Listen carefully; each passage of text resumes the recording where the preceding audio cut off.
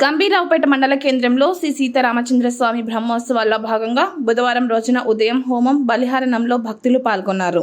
8వ రోజు స్వామివారికి ఆలయంలో ప్రత్యేక పూజల అనంతరం ఆలయం నుండి బయలుదేరిన స్వామివారిని ఉదయం గరుడ వాహనంపై సీతారామ స్వామిని గ్రామ పురవీధుల గుండా ఊరేగించారు.